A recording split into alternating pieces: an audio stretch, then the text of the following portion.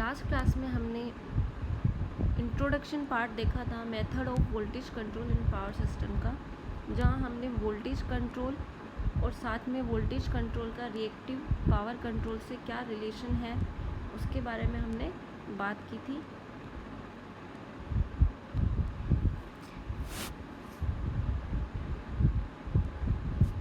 Next है need of voltage control, कि हमें वोल्टेज कंट्रोल करने की रिक्वायरमेंट क्या है इन इलेक्ट्रिकल पावर सिस्टम।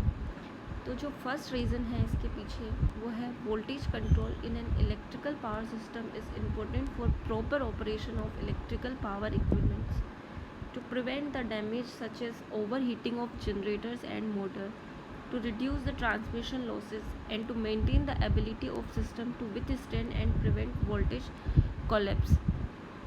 तो सबसे बड़ी बात यहाँ है कि एक तो कि हमारे जितने भी इलेक्ट्रिकल पावर इक्विपमेंट्स हैं उनकी एक प्री डिस्क्राइब्ड रेंज है, लिमिट है कि जितने लोड तक या जितने करंट या जितने वोल्टेज तक वो कार्य कर सकते हैं ईज़िली बिना किसी डैमेज के।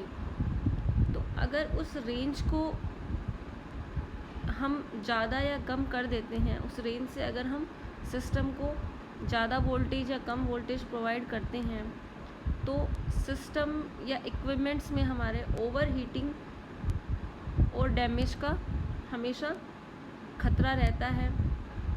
साथ ही जो ट्रांसमिशन लॉसेस हैं वो बढ़ जाते हैं और इस तरह से जो सिस्टम है उसकी जो कैपेसिटी है वोल्टेज को मेंटेन करने की वो डैमेज हो जाती है और वोल्टेज कोलैप्स अकर हो जाता है या वोल्टेज कोलैप्स हो जाता है।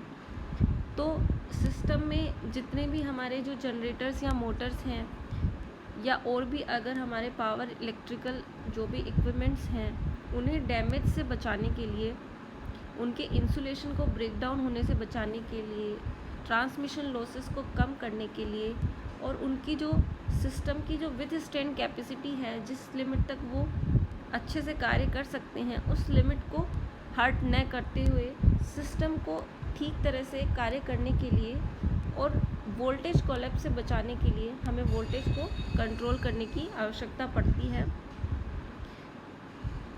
In general terms, decreasing reactive power causing voltage to fall while increasing it causing voltage to rise। अगर हम जनरल टर्म्स में बात करते हैं तो जो रिएक्टिव पावर है वो वोल्टेज से डायरेक्टली प्रोपोर्शनल है। तो ऐसा हम कह सकते हैं कि अगर रिएक्टिव पावर हमारी डिक्रीज़ होगी तो सिस्टम में वोल्टेज भी डिक्रीज़ होगा, वोल्टेज भी फॉल होगा, गिरेगा।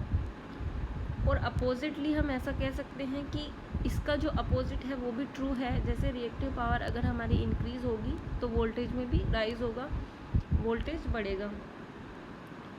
If voltage collapse occur when the system try to serve much more load than the voltage can support.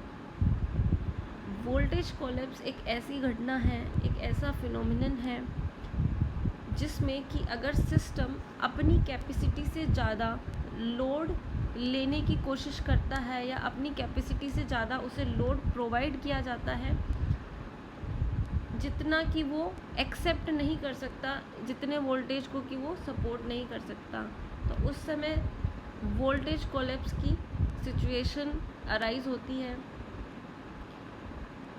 जब भी सिस्टम इस प्रेस्क्राइब्ड वैल्यू से या इस प्रेस्क्राइब्ड लोड से ज़्यादा अगर लोड सिस्टम को दिया जाएगा तो वोल्टेज जो उतना वोल्टेज है उस लोड पर उसको वो सिस्टम सपोर्ट नहीं कर पाएगा और इसी को हम कहते हैं वोल्टेज कोलैप्स।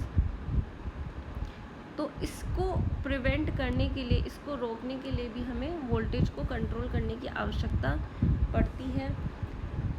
नेक्स्ट है when the reactive power supply lower voltage as voltage drop current must increase to maintain power supplied।